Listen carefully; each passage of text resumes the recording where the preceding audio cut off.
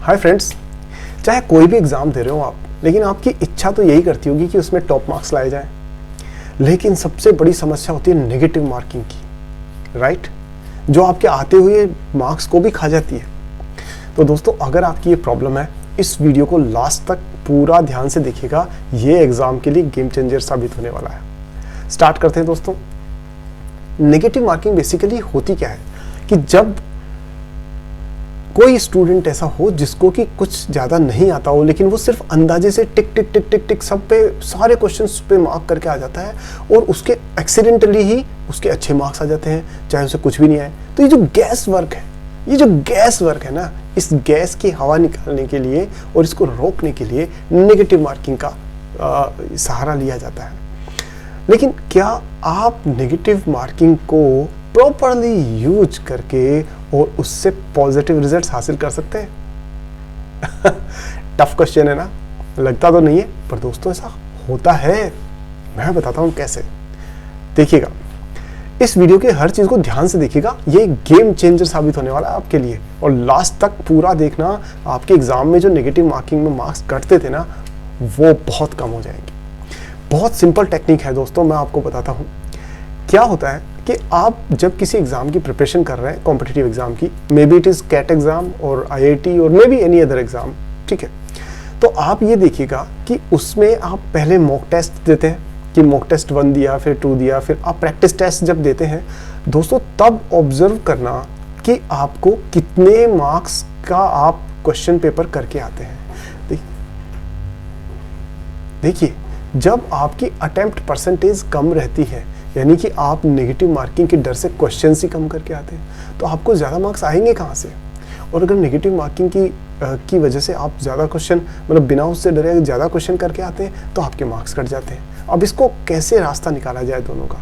तो दोस्तों, क्या करना है आपको कि आप जितने प्रैक्टिस टेस्ट अभी देते आए हैं, उन सब में ये देखिएगा कि कितनी बार आपने चांस लिया है नेगेटिव मार्किंग का, और उसका एक ट्रैक रिकॉर्ड बनाइए कि मैंने, मान लीजिए कि हर एग्जाम में 5 से 6 क्वेश्चंस जो है नेगेटिव मार्किंग, मतलब मैंने 5 से 6 क्वेश्चंस रिस्क लेकर के अटेम्प्ट किए हैं, जिसमें आई वाज नॉट श्योर कि कितने मार्क्स मुझे कितने सही होंगे, कितने गलत होंगे। लेकिन उसमें से आप देखिए कि आपके, मान लीजिए 1 सही हो रहा है कि 2 सही हो रहे हैं कि 3 सही हो रहे हैं। इस तरह से पिछले कई महीनों का आप एक बार एवरेज निकाल के देखिए। फिर आपको पता पड़ेगा कि मान लीजिए एवरेज 5 क्वेश्चंस आप अगर रिस्क लेके करते हैं और उसमें से 3 क्वेश्चंस आपके सही जाते हैं, तो दोस्तों this is not a bad situation, this is a wonderful situation. आपको रिस्क लेनी चाहिए। कैसे? देखिए, नेगेटिव मार्किंग जो होती है ना, वो हमेशा या तो 0.25 या फिर 0.33 या 0.5 मार्क्स तक की होती है, ठीक है। तो मान लीजिए कि अगर आपने 5 क्वेश्चन सही किए हैं, तो 5 क्वेश्चन सही करने पे आपके 5 मार्क्स आ गए, राइट। मान लीजिए उसमें से आपके 2 क्वेश्चंस गलत हो गए, तो अब क्या होगा कि 5 की जगह पर मार्क्स कितने हैं आपके? 3 मार्क्स।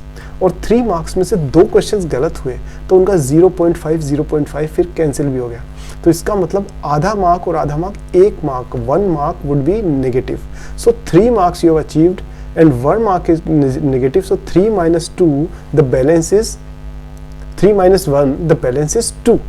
इस तरह से रिस्क लेने से आपको घाटा नहीं हुआ है, बल्कि आपको फायदा हुआ है।